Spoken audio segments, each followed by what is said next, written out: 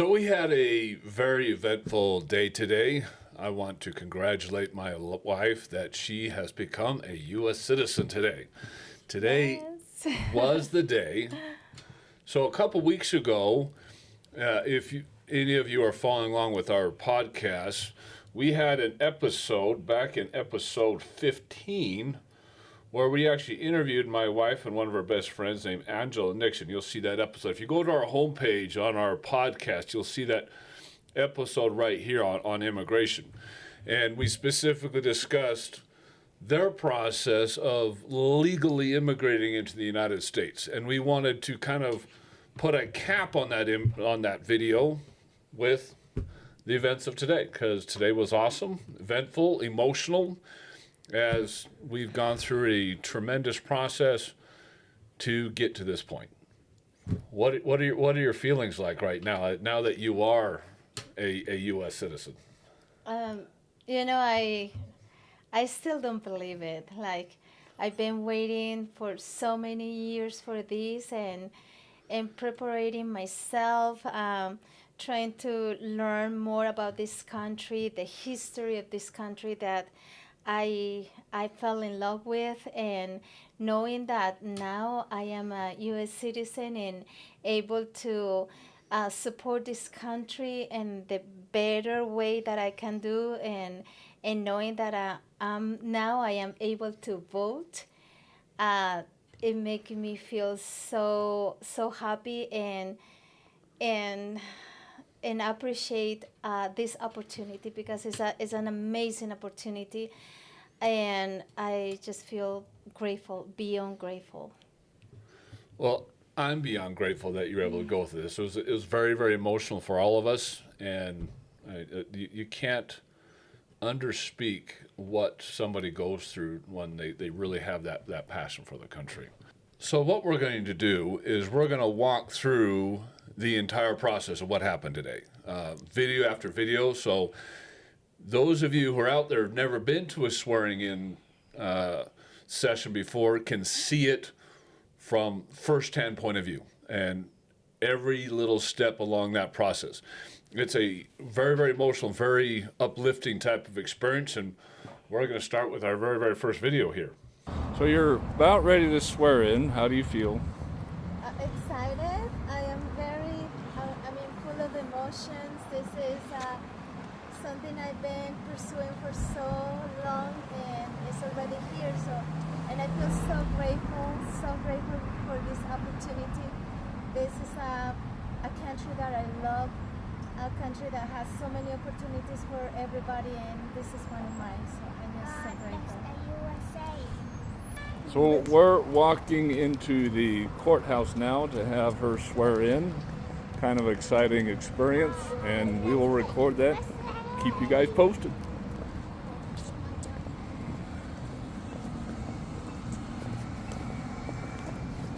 So we get there, we're parking, we're walking in, we do a quick little blurb right there.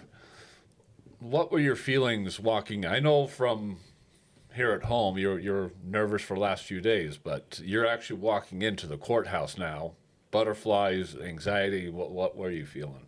To be honest, even since yesterday, I have one of my best friends, she's from Colombia too, and she was having her ceremony 2 hours previous and I was talking to her yesterday, and I was telling her, I don't know, I feel just nervous. I feel like, because this is a big thing for me. It's something that I've been waiting for so long, and knowing that is finally here. So I was very excited. I was nervous. I'm very shy. I'm not like you. I'm very shy. And so it was a combination of being nervous, but extremely happy at the same time. We get up to the building, and like you were mentioning, one of your best friends was swearing in this session before ours. And we actually tried to get her on the podcast that we did a couple weeks ago, but she's even more shy than you and didn't want to get on there. Yes. But here the two of you are together. Yes. We're walking up to the courthouse steps. You see her. Oh, What was the excitement there when you Well, both are knowing you're swearing in that day? I was so happy. I was like, we did it. We did it. We've been working so hard for this, and knowing that we got to this point, it was just amazing. It was very, very emotional. And I'm sure it was just emotional for her as well. I mean, Yes. who doesn't get emotional walking Yes. through those experiences?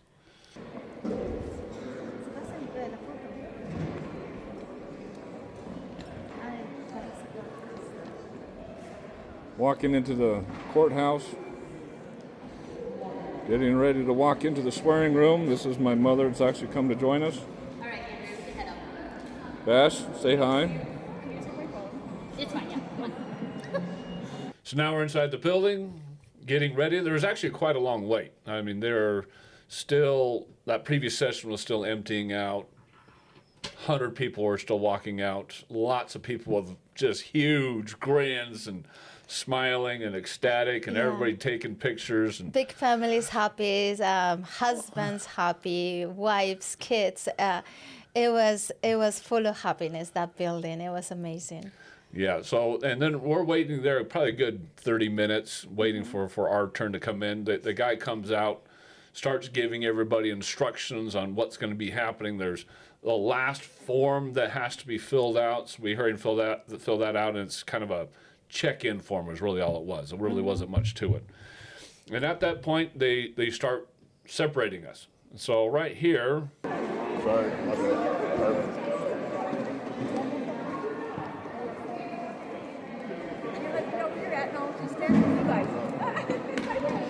so right here, they're kind of putting all the people that are going to be swearing in that day up against the wall, because they've got to get specific instructions on what to do next, make sure they got that check-in form filled out correctly. They're going to be seated all together so everybody can swear in together.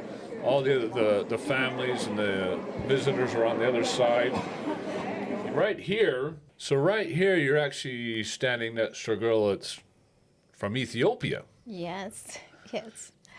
And she was pretty excited too. So 40 different countries displayed. We'll walk into that. Any comments about what she was saying? She was very happy. She's been in the country for 10 years, and her husband she has 2 kids, and they were just so happy. And the same like me, she was like, I think I am in the middle of a dream, and I don't believe this is happening. Finally, this is happening. So everybody's just emotional walking in there. So the anticipation is you can cut with a knife, because they're giving you instructions, and everybody just wants to get to the point, right? Everybody just kind of got all this emotional build up at that point. And the thing is, like, we don't really know what's going to happen. Like, we know we're there to be a US citizen. We don't know all the steps into the ceremony, and so it's like it gets more like our anxiety. Like, we are so happy, but we are like, we don't know what's going to happen. I feel like a little kid for his first day of kindergarten, like, very happy, but you don't know what's going to happen in the next room, how this is going to work. All you know is at some point there's an oath, and at some point I'm going to be a U.S. citizen walking out. Yes. What happens in between? Yeah. That's where the anxiety is. It's like, oh, but it's you're excited. Yes. Like, the anticipation is killing it. It's like waking up for Christmas. Yes. As a little kid, and you have all these presents underneath the tree, and mom and dad says you can't open them up yet, and you're just like the little kid that has been seeing few presents under the tree for a while, and finally this is the moment that he or she is able to open it. But you can't open it yet. You still gotta wait. So you're just standing there with the anxiety, like win. Yes. So it's a lot of fun at this point. So we walk in there. They seat everybody that's swearing in on one side of the room. They assign a number per person. Yeah, they assign you a specific number. That way, when they hand out their certificates, they know they're handing the certificate out to the right person. Yeah. They got the right person registered. Every single chair's got a number on the back of it with an American well flag. organized, very, very nice. Everybody's got an assigned and seat. the people that are helping for the event, they know we are nervous, so they were super nice, and even they have a sense of humor, and we were laughing. They were making jokes, and helping us to calm a little bit because they knew we were nervous. And there's a few that still don't speak English very well, and they're doing everything they can to just understand what's going on. Yes. Because they're making announcements, they're giving them instructions, and it's hard to understand the instructions. There's one lady you were sitting next to that doesn't understand a word of English, not a single word of it. Yeah. Which I think is an emotional high for her, because obviously she did things the right way. She immigrated the right way. She's now a U.S. citizen. So And she was a little bit older, so yeah. So I applaud her for doing it the right way. But at the same time, it's a lot of the emotion, a lot of the feeling behind it, a lot of the importance behind the whole process, the oath itself, the instructions, the pamphlets that they hand out to you, and reading those things, all that gets lost because she doesn't understand a word of it. Yes. Even when she said the oath, she was just mouthing it because she didn't understand the words and couldn't even repeat them. And we sung the national anthem, and she could barely sing it because just the English isn't there, which shows how important it is that when you immigrate, that you got to speak some English. I mean, it doesn't have to be perfect English, but you got to have something so you understand what's going on. To understand and communicate and enjoy, like that moment, it was amazing. And like you said, she was not able to enjoy as much as the rest of us. Yeah, she can enjoy it, but the emotional impact, but Yeah, also it was the importance, what she's actually swearing in for, what the words of the oath are, what the importance of the country is, the relevance behind those who have gone before us. I mean, a lot of that gets missed just because she can't understand the language. And that's sad. Is, again, you don't have to speak it perfectly, but if you put some effort into learning the language, at least some of it, then some of that will actually hit home. So we get all seated in there, and then they start doing the preliminary stuff. Again, additional instructions: don't hand out your numbers, don't give out your certificate. I mean, all those general instructions of identity theft stuff. And then they gave us instructions on how to get registered to vote. So everybody's getting excited. They can start getting to vote. All the voter registration paperwork is now in the back of the room, and there's Daughters of the Revolution volunteers there that are actually going to help get everybody registered to vote, which we did at the very end. We got you registered to vote using that same paperwork. So there's a lot of instructions to go before that. And then finally the moment arrives where they're actually going to start the ceremony. And I guess he's a manager or something like that from USCIS, United States Customs and Enforcement Service, stands up and he does the preliminary speech to kind of get everybody going. And we're going to play the speech for everybody so you guys can hear exactly what was said. And here we go. Ladies and gentlemen, again, it's my privilege to be here with you today. We're now going to do what is known as the Call of Countries. Now, some background on this and some insight on this. Here in this one ceremony, just in this one room, we are going to have 40 new citizens from a total of 22 different countries. There's always a wow. Every time I do this, there's always some type of reaction like that. Now, I don't know how many of these ceremonies I've done in the past. So I've read numbers like this many, many times. So to be honest, it doesn't surprise me anymore. But I will say that it never ceases to amaze me. It is a wonderful thing, and there is incredible strength that you bring with you in your diversity. It's wonderful to witness your beautiful languages and to be a part of your wonderful cultures that you bring with you. Our national motto in the United States is Et pluribus unum, meaning out of many, one. And on days like today, we really get to see that. The many, coming from the far corners of the globe, together under one flag. We want to take the time to recognize each of you and where you're joining us from. So as I go through this list, when you hear the country that you're joining us from, please stand for a few moments so we can take the time to recognize you. Friends and family and guests, this is a wonderful time for you to show your support. So to begin, Afghanistan.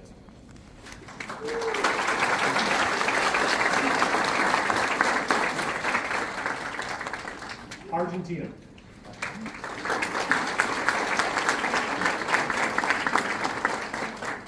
Brazil.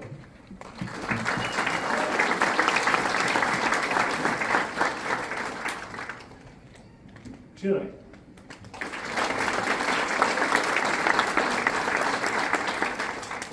China.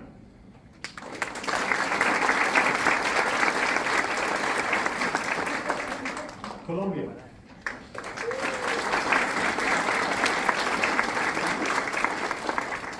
Ecuador.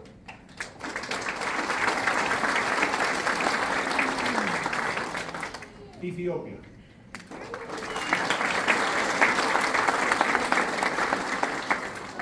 Germany.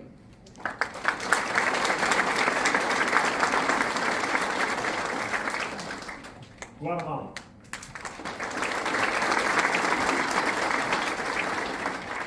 Iraq.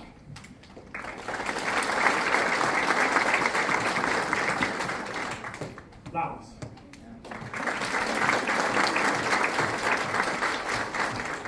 Liberia.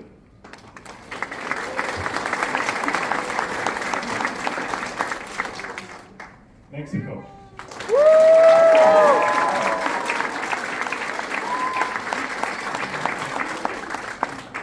Mexico's got a fan club here too. That's great. Paraguay.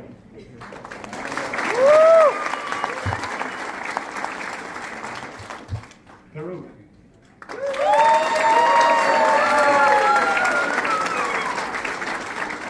Peru as well. Wonderful. Love to hear the support. Philippines.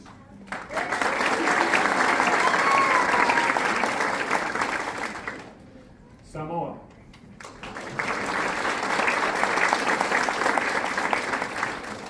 Somalia.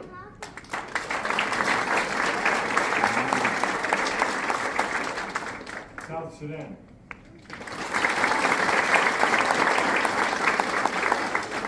Tonga.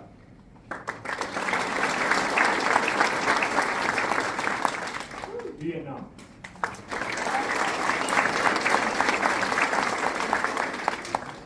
Thank you. It is really such a marvel to be a part of this and to witness this.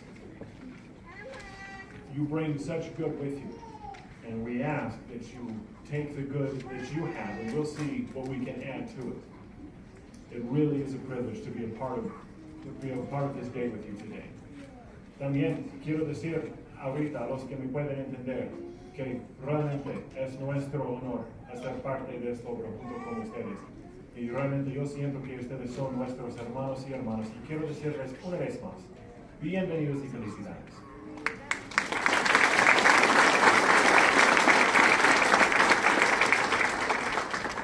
So now moving on, at this time, Your Honor, it is my privilege to present to the court these applicants for naturalization.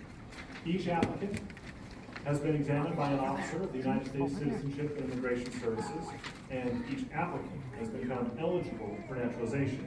USCIS now comes before the court to move that all candidates be naturalized.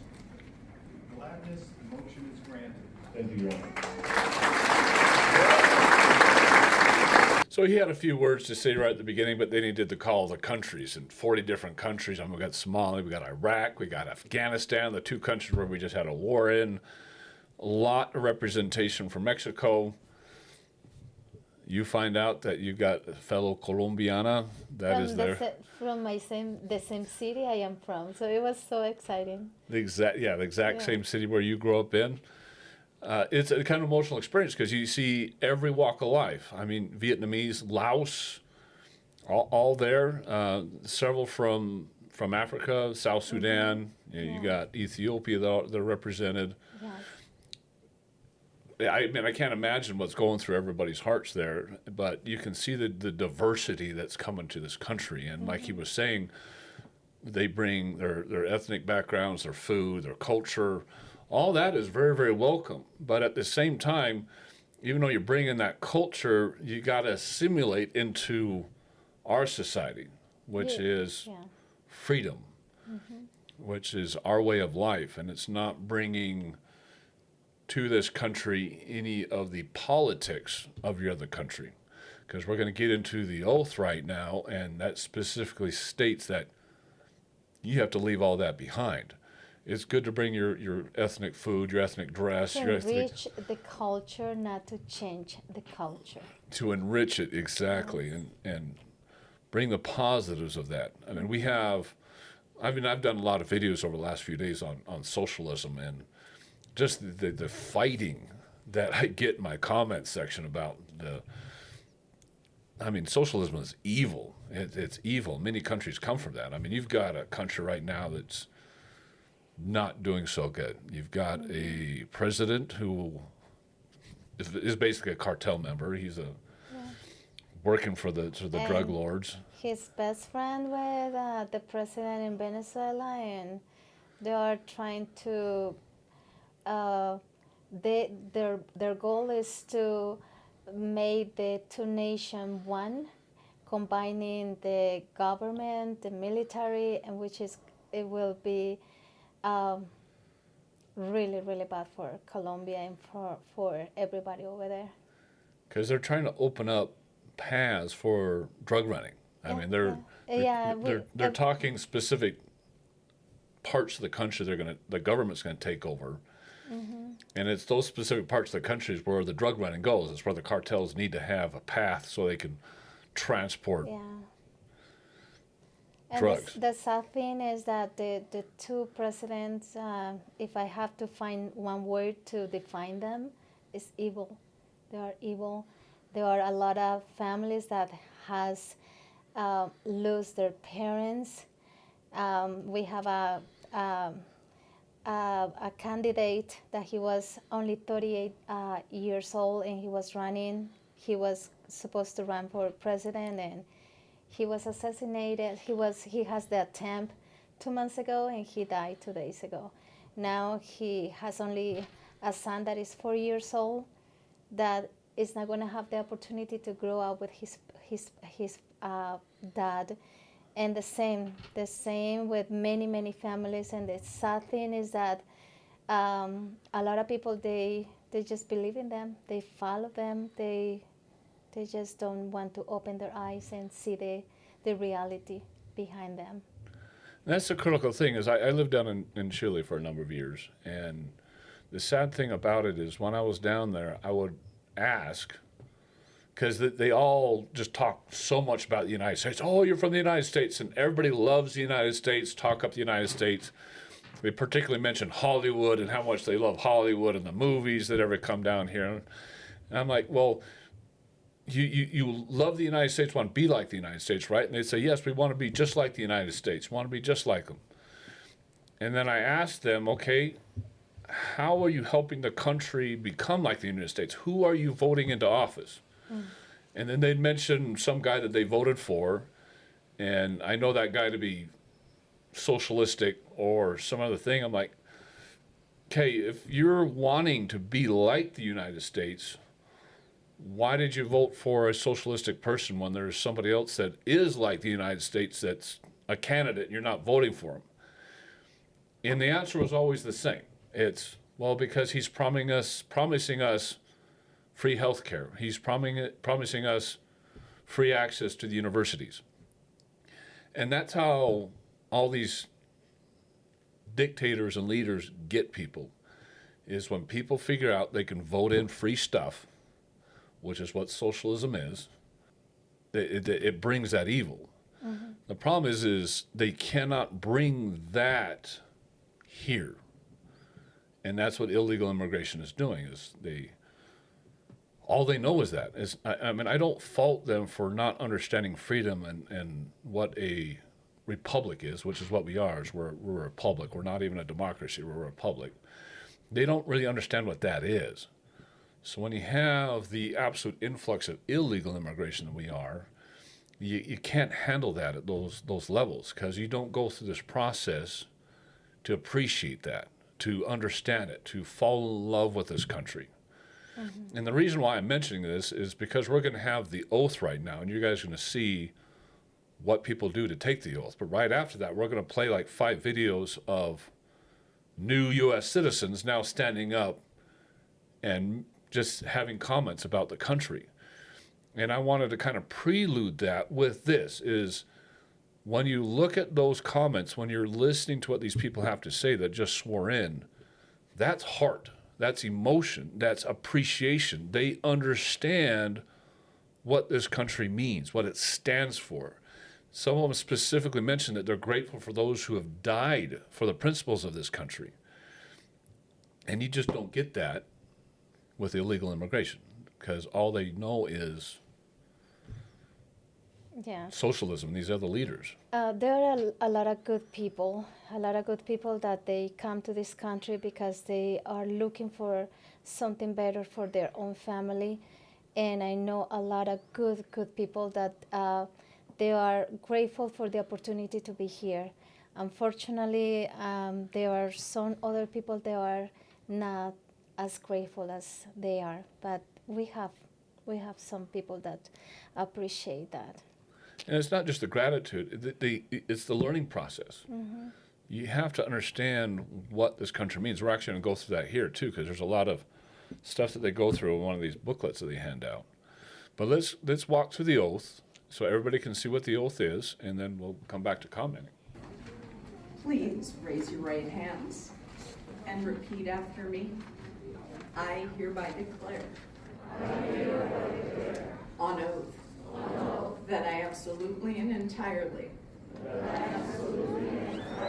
renounce and abjure all allegiance and fidelity to any foreign prince, potentate, state or sovereignty, of whom or which I have heretofore been a subject or citizen, that I will support and defend the Constitution and laws of the United States of America against all enemies, foreign and domestic, that I will bear true faith and allegiance to the same, that I will bear arms on behalf of the United States when required by the law, that I will perform non-combatant service in the armed forces of the United States when required by the law, that I will perform work of national importance under civilian direction when required by the law, and that I take this obligation freely without any mental reservation or purpose of evasion. So help me God. Congratulations, you are citizens of the United States of America.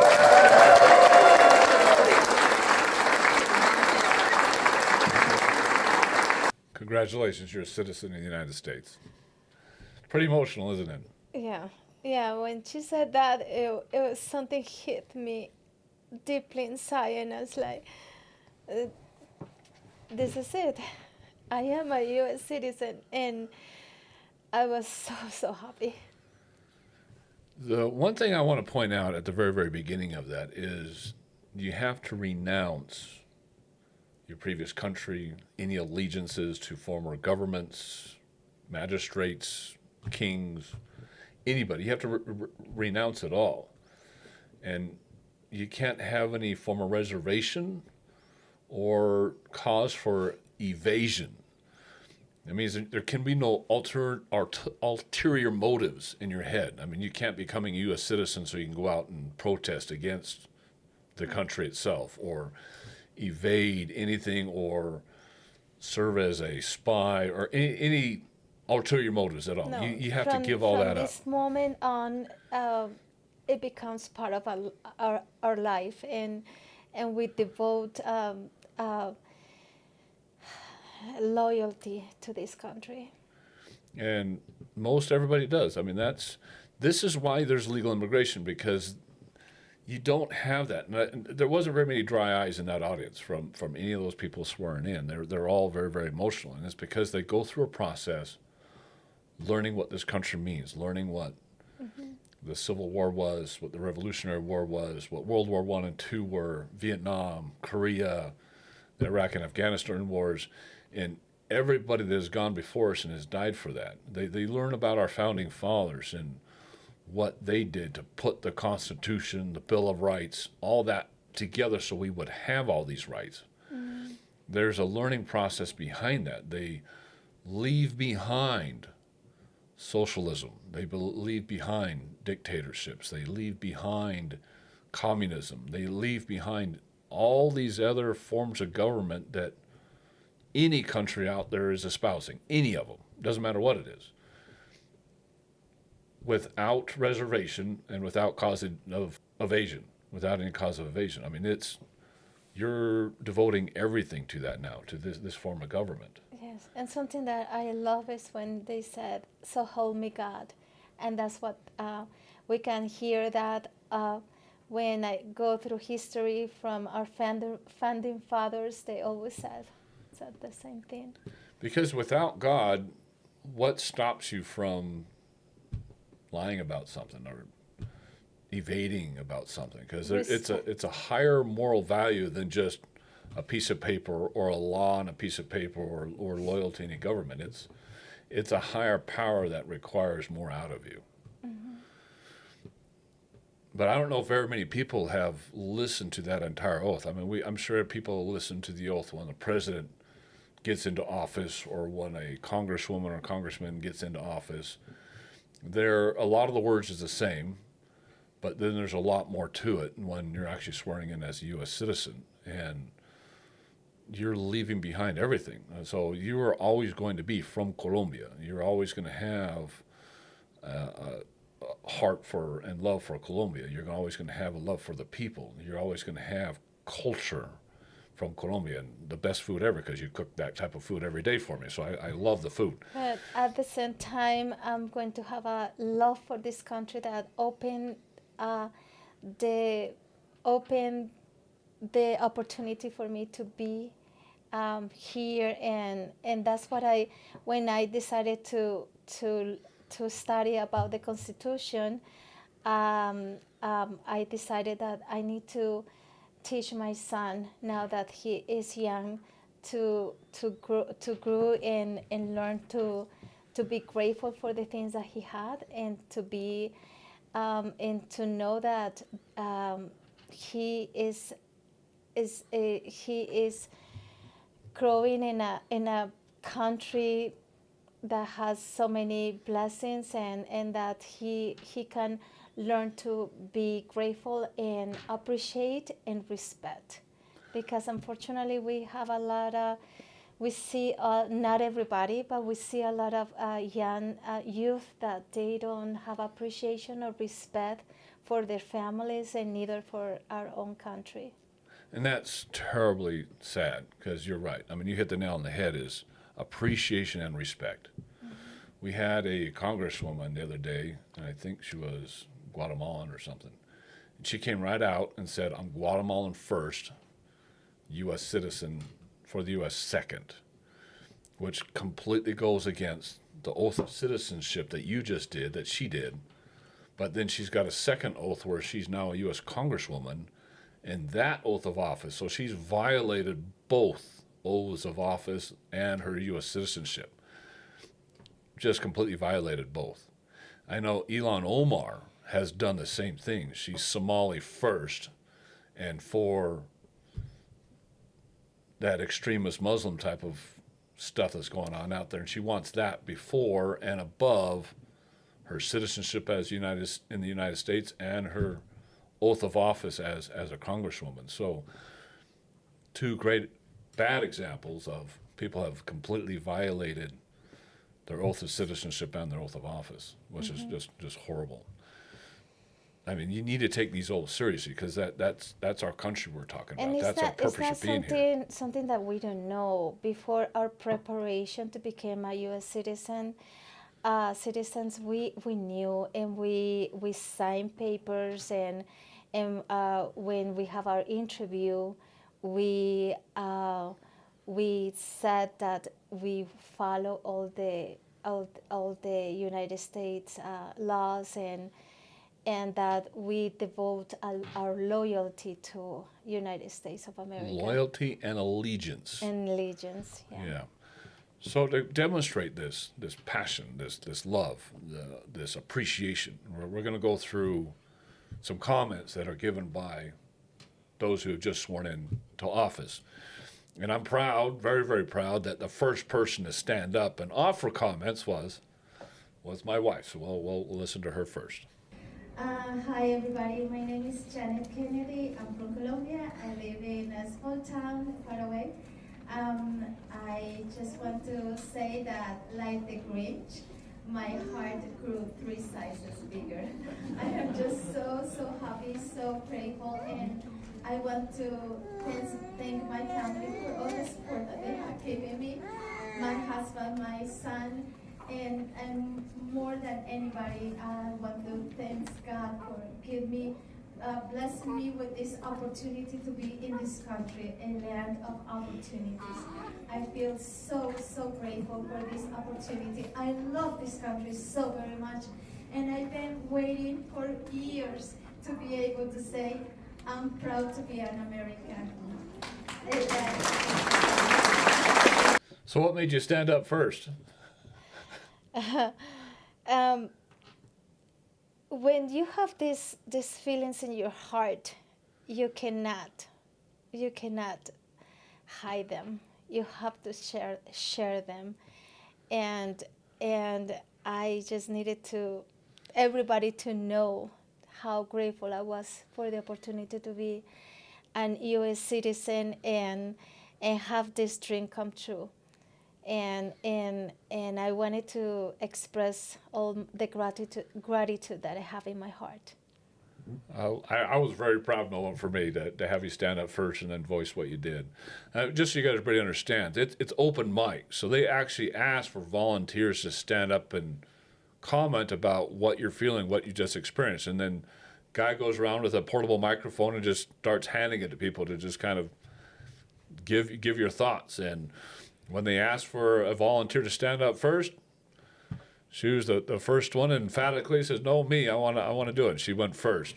Then a few other people went forward, and we'll watch a few of those. Good morning, everybody. My name is Darren Emerson. I am from the Philippines.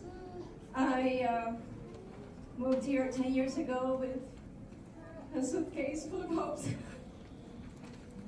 I was a teacher, but now I am a business owner. This country is full of opportunity.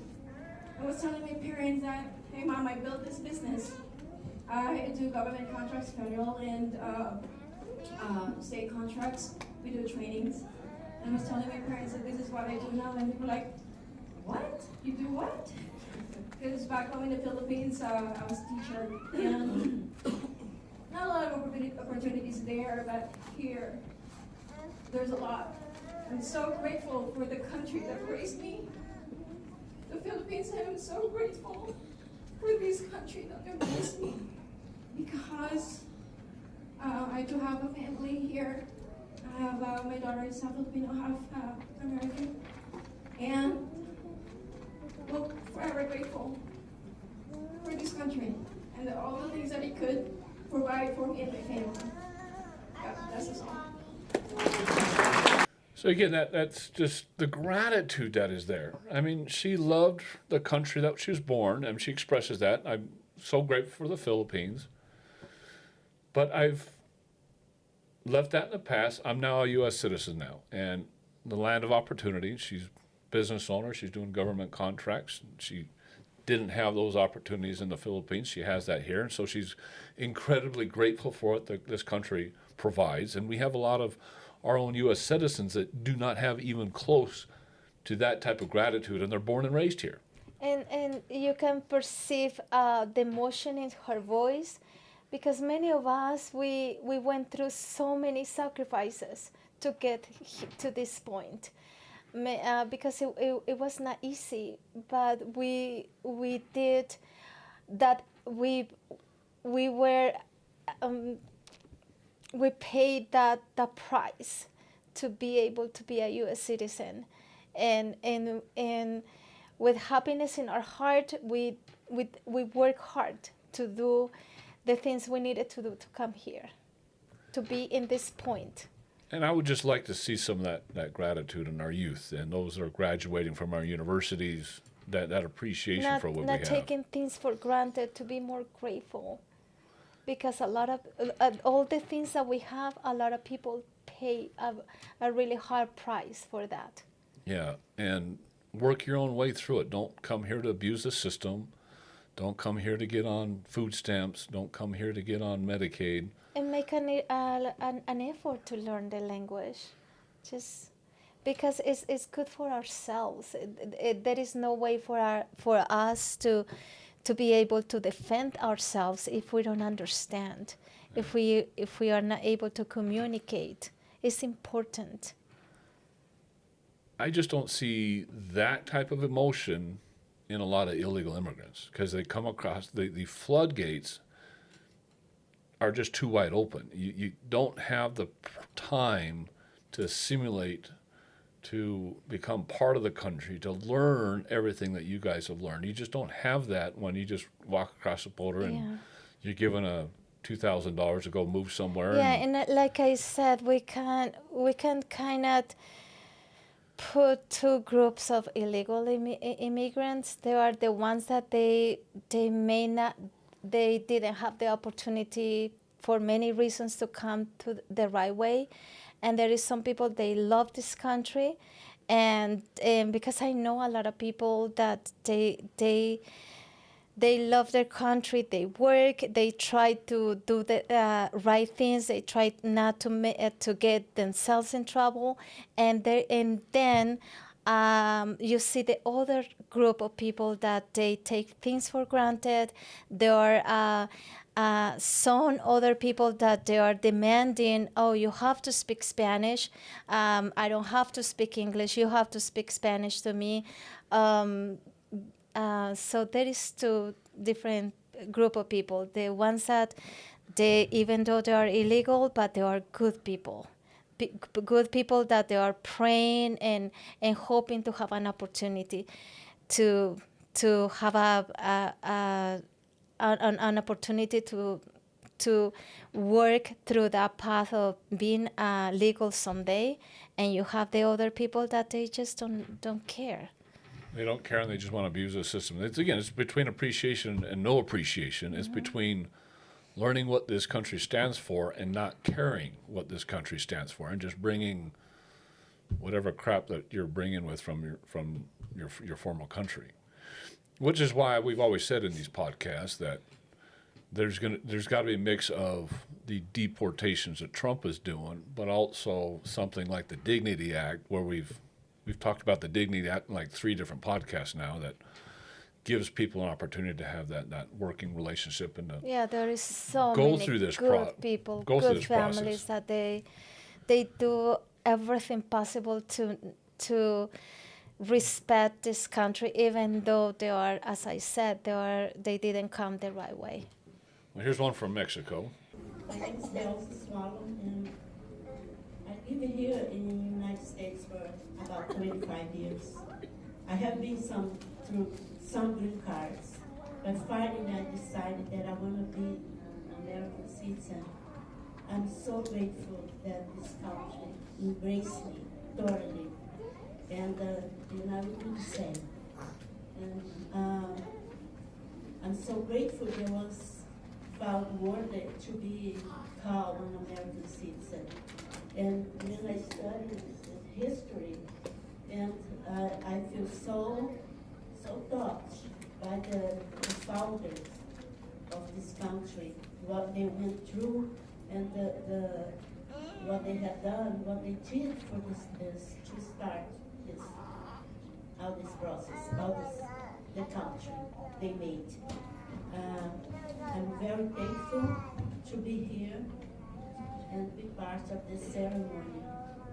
You know, I made a promise, the oath to be loyal to the United States, and I promise you again that I will be loyal. Love what she had to say. She was amazing. Two things that I want to point out specifically. One, when I studied history and I learned what the founding fathers did and what they sacrificed to put this country together. That's the whole point of legal immigration, is learning that, what this country means. Because if you don't learn that, you don't appreciate it. And if you just walked across the border and you just don't go through that learning process, then you're not assimilating into our American values. Again, we want you to bring your culture, your food, your ethnic heritage, your form of dress, all those kind of fun stuff that everybody loves to share with everybody else. But we got to get people to leave behind their political beliefs, their political loyalties, and all that, leave that behind and learn about our founding fathers, about those who have died for us. Because at the very end, she says, I just made an oath to be loyal to the United States, and I'm going to say it again, I'm going to be loyal to the United States. Yes.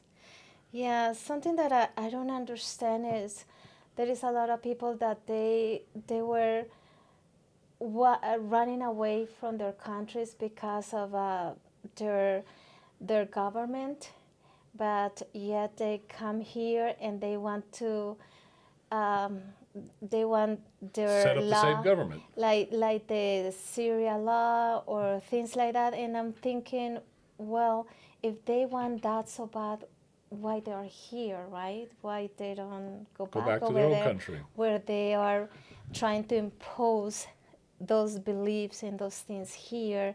If I'm coming here, I just want to fall in love with something that is belong here and try to combine in my family with the things that I've been learning in my country, but with just, like appreciating and having respect for this one, that is the country that is giving me the opportunity to be here. That's why it's upsetting when you have all these protests like what happened in California and they're all raising the Mexican flag.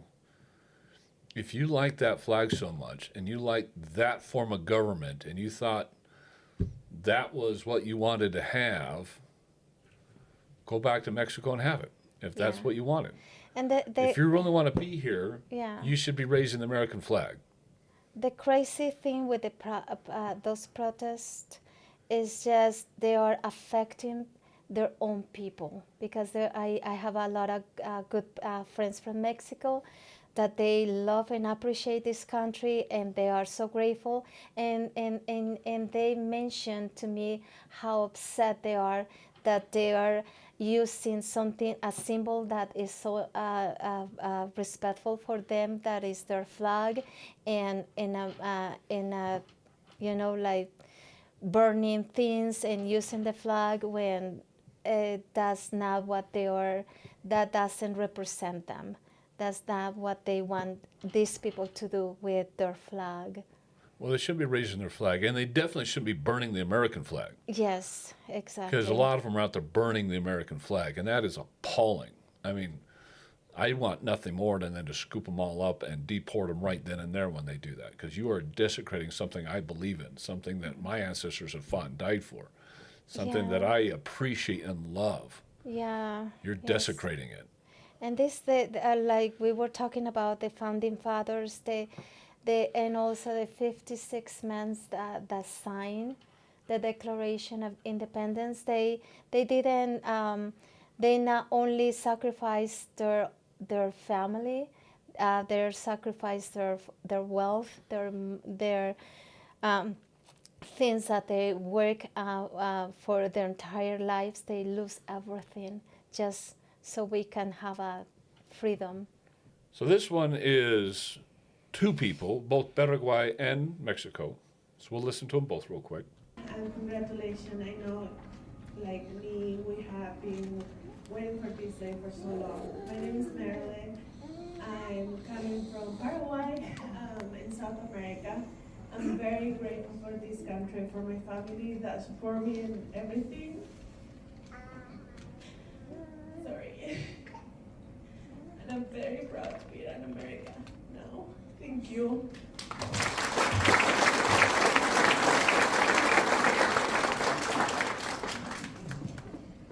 Sorry, I'm a little nervous. I don't want to cry.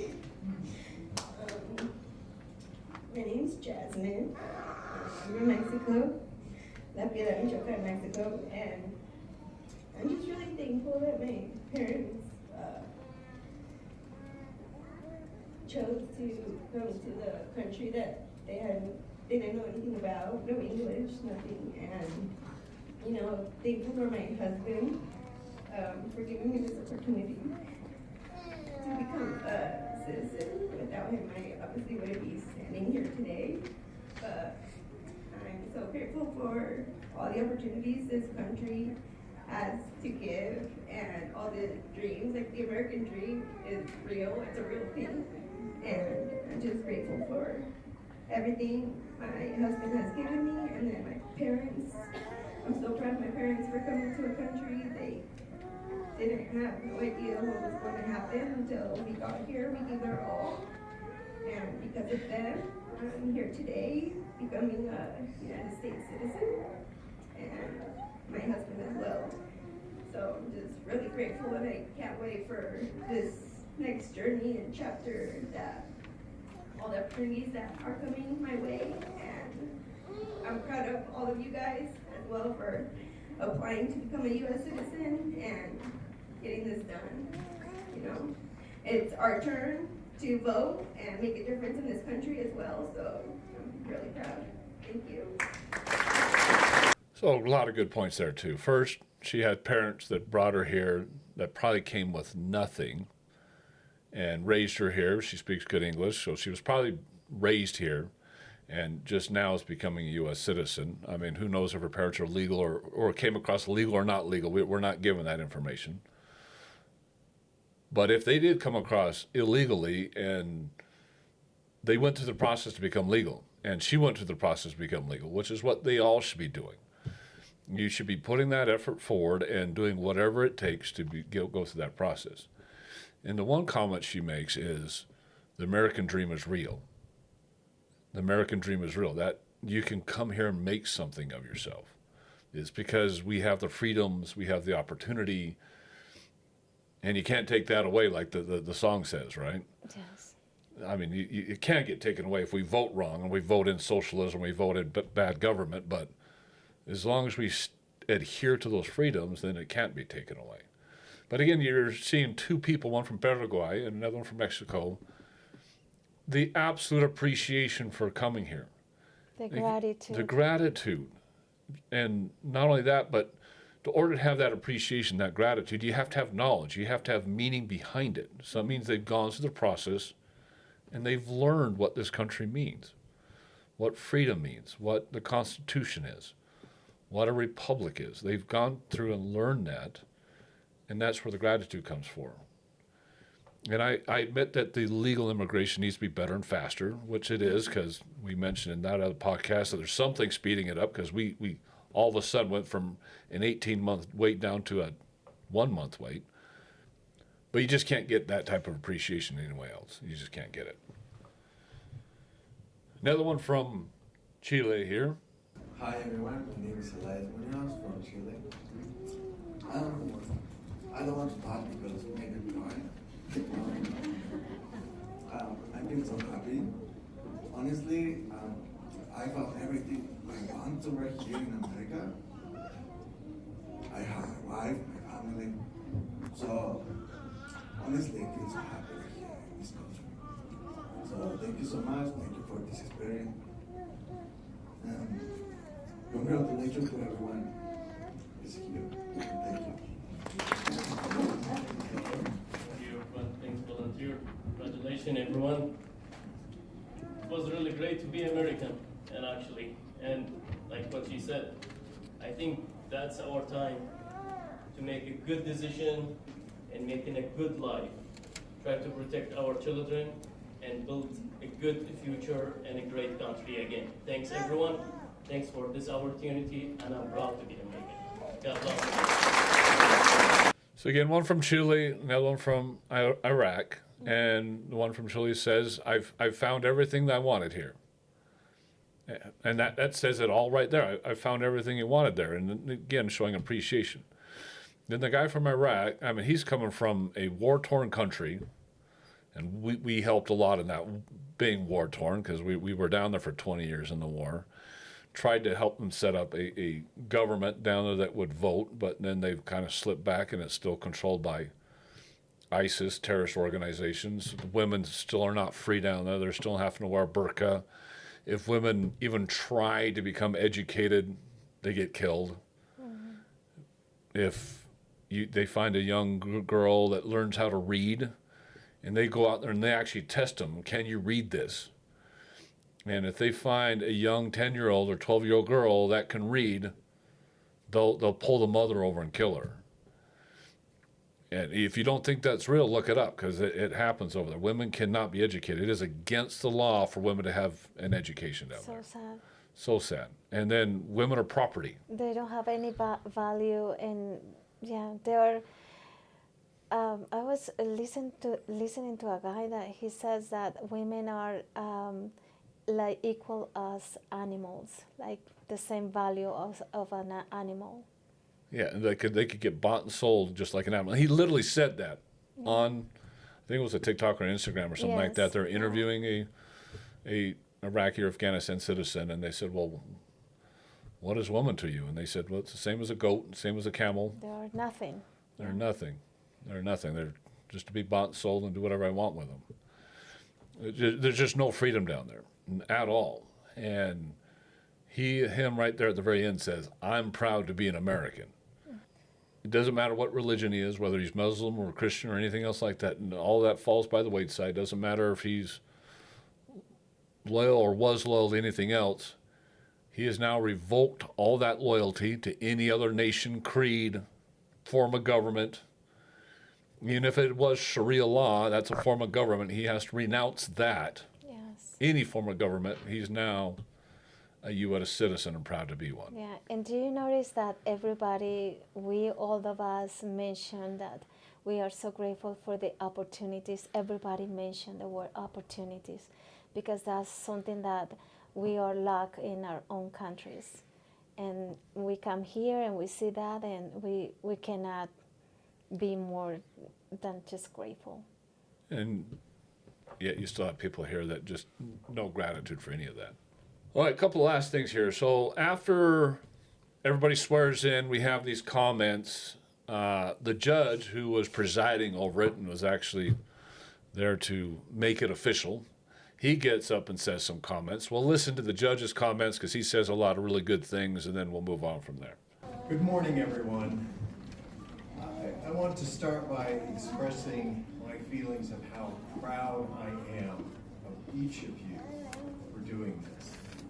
My preparation for conducting this ceremony today has helped me to better understand and appreciate and value what it means to be an American citizen. I retire in 3 weeks. I have long wanted to preside at the naturalization ceremony because I've always appreciated its significance. So thank you for giving me the opportunity to fulfill one of my professional goals. Today marks a profound milestone, not only in your lives, but in the life of our nation. You are now citizens of the United States of America. Let me begin by saying congratulations. You have worked hard, waited patiently, and persevered through a long journey to be here today. And today you join a community not bound by race, religion, or origin, but by the shared values of democracy, a common purpose to protect and enhance that democracy, and a belief in liberty and justice for all. Your journey to citizenship bears a powerful witness to your commitment and desire to become a part of the great American experiment in democracy, and to become engaged and contributing members of our community, our state, and our country to make them stronger and better for all. The United States is a nation of immigrants, starting with the first prehistoric migrations to this continent. People from other locations have come looking for a new land, a promised land, if you will, where they could grow and prosper. And since the founding of this nation, people have come from every corner of the globe, seeking the freedom and opportunity that is guaranteed by the Constitution of the United States and protected by the rule of law. And each wave of immigrants has brought with them their new traditions, styles, talents, music, food, art. And in doing so, each has helped shape and strengthen the culture and fabric of our country. And now you are part of that story and a contributor to its greatness. As new American citizens, you are now endowed with the rights and responsibilities that come with that great privilege. You have the right, and I will say the obligation, to vote, to speak freely, to practice your faith, to pursue your dreams, and to seek the government's protection of your life, liberty, property, and pursuit of happiness. And as a counterpoint to these blessings of liberty, as they are called, you also have the following responsibilities. First, to preserve, protect, and defend the Constitution of the United States from all enemies, foreign and domestic. To serve in the armed forces when required by law. To participate in civic life by voting and supporting political leaders who are people of integrity, sound judgment, and selfless service. To willingly accept, number 4, to willingly accept the summons to serve on a jury that preserves and ensures justice through the collective wisdom, perspective, and fairness of 12 community peers. And 5, to be contributors to the overall well-being and welfare of society. But citizenship is more than just rights and responsibilities. It is a commitment to the ideals of democracy, equality, and justice, a commitment to each other, and a commitment to building a future that secures the blessings of liberty to ourselves, our country, and to our posterity. Given your persistence in seeking to achieve the difficult goal of citizenship, I have no doubt you will embrace this new chapter as citizens of this great nation with pride and purpose. Share your culture, your talents, and your perspective. Teach your children the value of good citizenship, hard work, and kindness. Stand for what is right. Defend the weak, and comfort the wounded. And never forget that the blessings of liberty can be easily lost as to our country through the collective carelessness and apathy of its citizens, and as to ourselves through a failure to honor and respect the rule of law. You are now part of a diverse and dynamic nation, one that is constantly evolving, and one that is made stronger by your presence and participation.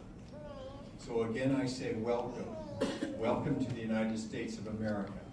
Welcome to the rights, responsibilities, and commitment of citizenship. May your futures continue to prosper.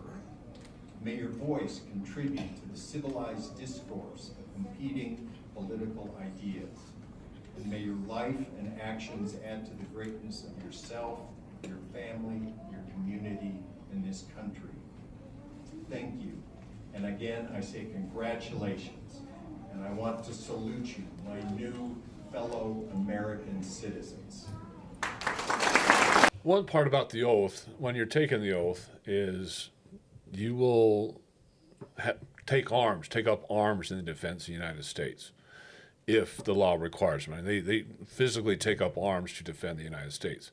And we make a promise To take up those arms. Mm-hmm. So you have to literally physically fight for the United States. Another part is to also participate in non-combative roles if that is required. Mm-hmm. And then another part of it is to take in normal citizen roles if that is required.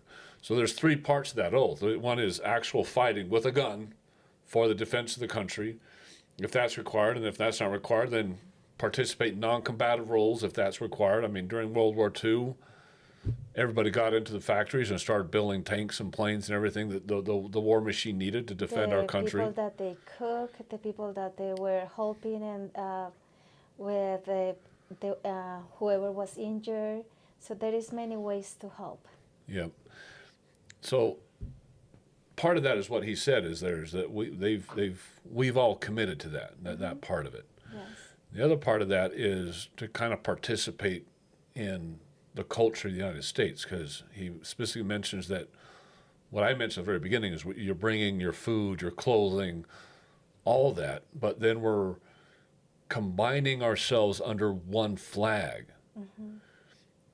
If we continue to divide ourselves with racism, with sexism, with animosity between religions, that is going to divide our country and separate us. And a lot of people, specifically on the left, want to do that. Why? Because they want to knock down the country and bring in an ulterior government, which is socialism.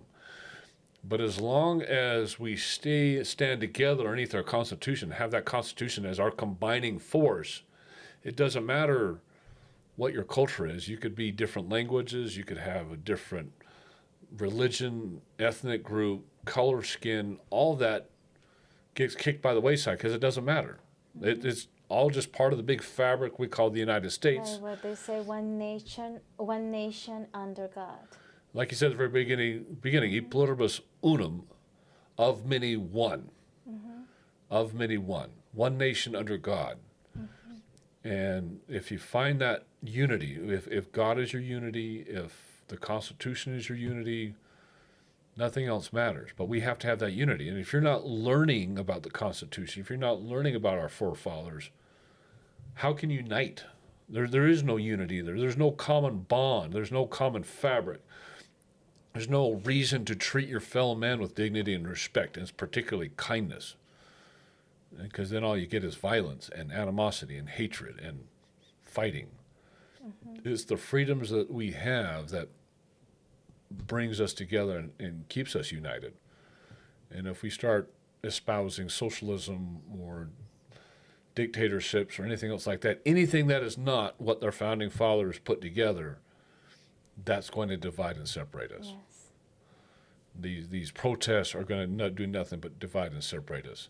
Disrespecting our flag and burning our flag is going to do nothing but divide and separate us. Mm-hmm. And we shouldn't be doing anything that causes division, but causes unity. That means teaching each other what these values are. It ends. You're now a U.S. citizen. We walk out. Well, we get you registered to vote first, and then we walk out of the building and take a couple pictures outside. So they hand out our certificates. There you are with your certificate. What's your feelings now that you've got your certificate, your oath is done, you're walking out of that building as a U.S. citizen? That it was a dream that a dream that I have for many years, and now that dream is here, and I'm part of it. Proud to be an American. And I'm proud, like the song said, and I'm proud to be an American. And I'm just so happy. My family is so happy, and my friends too. There's us together. There's our son, Sebastian, was also there with us, but new American citizen and proud husband, proud son, and particularly you're incredibly proud to be an American now. Yes, yes. You can't ask for a better experience than walking out there with that type of appreciation. So one of my thoughts was that there's no better way to celebrate your citizenship than to go and show gratitude for those who have gone before us and actually provided that citizenship. So I'm going to play this video, and we go over to a park there in Layton City, and you'll see what I mean here in a second. We're here in Layton City commemorating the new citizenship of my wife. She swore in today, as the rest of this video shows. Here in Layton City, they've put together a replica of the Vietnam War Memorial. And you can see it standing here behind me. And I thought there's no better way to celebrate new citizenship than to come here and honor those who have died to give us the blessings that we have in this country. Because it's one thing to be a citizen of this country, it's the other thing to appreciate those who have died to give us the blessings that we have. Here you can see the Vietnam War Memorial replica, and it stretches from all the way down here. As you can see, there's thousands of names on this wall. And every single one of them, plus all the other wars that have gone before us, are those who have died protecting and giving us those blessings that we have. So I not only wanted to congratulate my wife for her new citizenship, but I thought there was no better way than celebrate and honor those who have died for it. So here you have thousands of names, and this is again just Vietnam.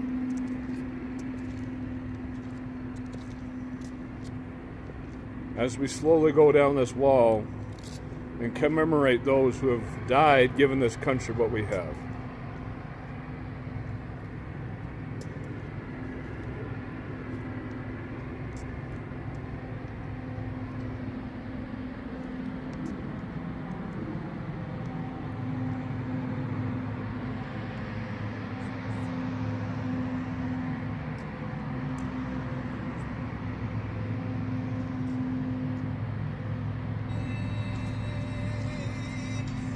Glad to be an American, where at least I know I'm free.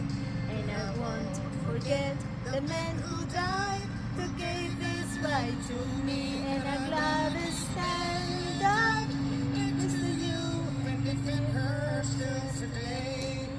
'Cause there ain't no doubt I love this land. God bless our USA.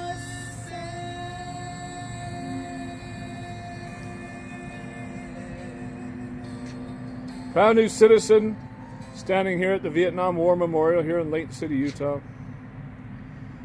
I am so blessed and proud to be an American, and I am so grateful for all the good men and women that fought and died for me, my family and my friends.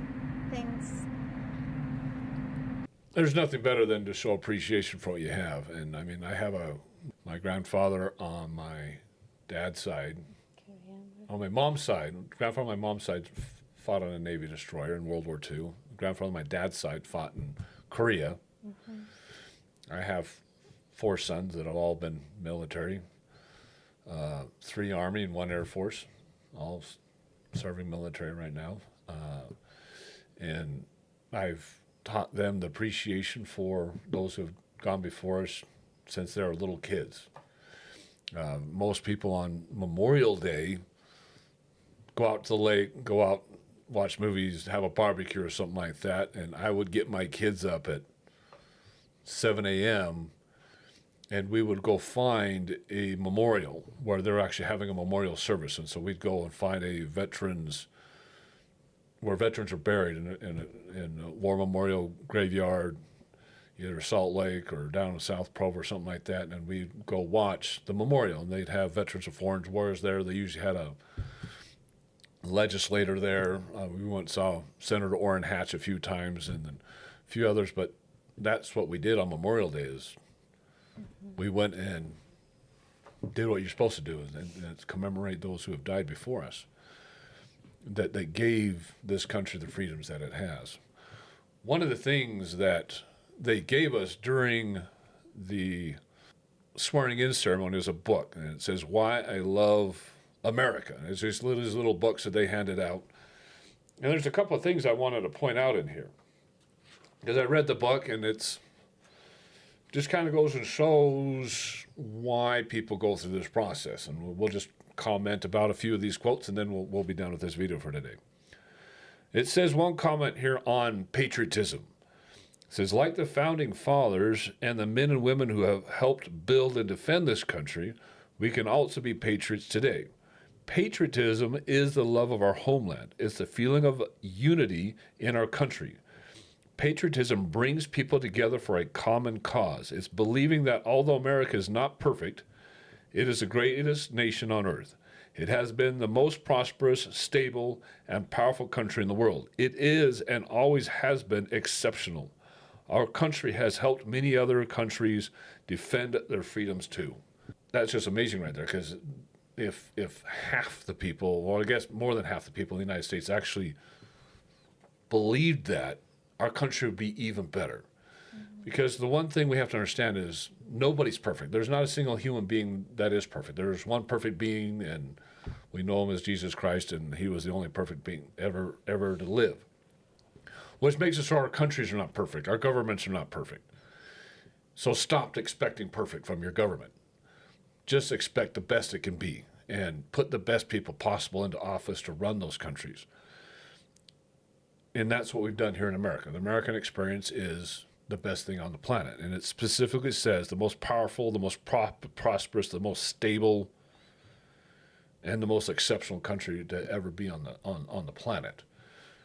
And I don't understand why people just don't love that and have that principle within them. One of the quotes in here was by Thomas Jefferson. A government big enough to give you everything you want is a government big enough to take away everything that you have. Which is why we as conservatives, we want a small government. We've always voted for small government, and we vote for our Second Amendment rights because we want to keep the freedoms that we have. We want to keep the Constitution we have. And the more power you give to the government, the easier it is for them to take that away from us. And the more you bring in ideals from other governments and try to involve those into our government, the more we can lose those freedoms. Mm-hmm. And we don't want what Thomas Jefferson said to come true at all. Another quote by Thomas Jefferson: "It is impossible not to sense that we are acting for all mankind." It has a paragraph in here that specifically mentions that one of the biggest things that the United States has exported is our Constitution. There's dozens and dozens of countries out there that have patterned their constitutions after the United States. If the Constitution of the United States never existed, then most of the constitutions around the world wouldn't exist. A lot of the countries in South America pattern their constitutions after the United States. A lot of them have legislatures that are patterned after the United States. Mm-hmm. They keep voting in socialism, but at least their basic constitutions are patterned after the United States. And so it's very, very true that one of the biggest gifts that the United States has given to the world is people pattern their governments around the world after our Constitution. Mm-hmm. Here, and then it has a list of how can you show patriotism. And it has normal stuff in here. Honor the American flag, learn the meaning of the Pledge of Allegiance, honor the American flag, which means don't burn it. Stand up, take off your hat, put your hat on over your heart, and sing the national anthem or Pledge of Allegiance, which most everybody does. Honor soldiers. Our military protects our country and keeps us safe from potential enemies. We love and appreciate our military. Vote in all elections. That is your voice. If you're not old enough to vote, watch your parents when they vote. Experience the process. Never think your vote doesn't matter, because it does. And we know that because most elections come down to the wire. When you're an adult, serve on a jury. Volunteer in your community. And the last one is the one I really wanted to point out. It says, stand up for and defend our country. When you hear other people talking disrespectfully about it, thousands of people have died to defend the freedoms you enjoy at this very moment. Now, how often are we seeing that on the news right now, where people are absolutely disrespecting the country that they live in? Mm-hmm. And there's just no patriotism there. And the one thing that a legal immigrant learns is patriotism. And that's one of the reasons why we even started this podcast, is because we wanted to show that patriotism, to stand up and defend this country when people are disrespectful to it, to the meaning of it, to the flag, to our military, to those who have gone before us. A couple of the other quotes it has in here. Then it has a couple of questions we'll go through. This is by James Madison. The happy union of these states is a wonder their Constitution, a miracle, their example, the hope of liberty throughout the world. John F. Kennedy. This country is founded by men and women who were dedicated or came to be dedicated to two propositions. First, a strong religious conviction, and secondly, a recognition that this conviction could flourish only under a system of freedom. And I specifically like a strong religious conviction because we're given our inalienable rights by God and not by the government. Most governments around the world, and it specifically mentions that in this book, most governments around the world tell the people what their rights are. Our Constitution tells the government what it's allowed to do because the people were born with the rights. That is the biggest difference, is we are not given our rights by the government. Again, most constitutions, most governments around the world, the people are given the rights by the government. The government is the supreme power. It's for the people, by the people. For the people, by the people. It means we give the government its rights and its abilities on how we vote. And we want to limit as much as possible the power of the government so that it does not take those freedoms away from us. It is we the people. Oh, he specifically says that here by Ronald Reagan. Almost all the world's constitutions are documents in which governments tell the people what their privileges are. Our Constitution is a document in which we, the people, tell the government what it is allowed to do. We, the people, are free. Ronald Reagan. And this is by William Gladstone, which is the former Prime Minister of Great Britain. The American Constitution is, so far as I can see, the most wonderful work ever struck off at a given time by the brain and purpose of man. So to kind of conclude here, it asks us a couple of questions, whether we learned anything through this entire process. And the very, very first question it asks, what was one of the main reasons people from Europe came to America? Looking for freedom. Freedom of religion specifically. It was a belief in God. We have a constitution and a government under God. We believe in God on every single coin, given our inalienable rights by God. It is, we take an oath of office, so help me God.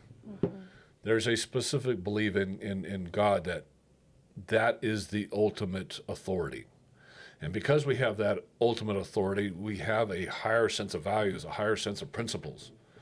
It is not a document that gives us our morals and values. It is not a document that gives us our principles. It is not a document that gives us our patriotism. It is our belief in God that gives us that patriotism and those morals and values. Because if we didn't have that, our founding fathers specifically said that the Constitution is strictly insufficient for people that is not God-fearing. It is a God-fearing people that provides the Constitution the power that it has. Because if you don't have that superior authority, then it is way too easy just to set it aside and just say, well, we tried. It's easier to lie, it's easier to steal, it's easier to harm your neighbor, it's easier to be unkind, it's easier to kill, steal, all those things when the only thing stopping you from doing it is the law. When you have a belief in God, there's a higher value there, and that higher value gives you better morals and better decision making. Within your own family, love for your spouse and love for your kids. The motto of the United States of America is, "In God we trust." And there's a lot of people out there trying to remove that. So that was a great day. Just a fantastic day. Just, again, full of emotion, full of just appreciation for what we have. I hope everybody kind of grasp what it's like to go through a swearing-in ceremony and kind of use this video kind of as a first-hand experience to know what people go through with that. Hopefully you got yourselves a greater sense of appreciation for being a U.S. citizen and that process, maybe a better sense of patriotism and a love for country. Maybe you have a better sense of appreciation for the military and those who've died before us, a better sense of what our forefathers did, for what your fellow citizens are doing. maybe a better sense of unity. That there's something that brings us together and combines us other than what people love to divide us with, which is skin color, sexual orientation, religion, any of those things. Those things don't define us as citizens of the United States. We all have a belief in God. We all have an understanding of the Constitution, and that's what unites us.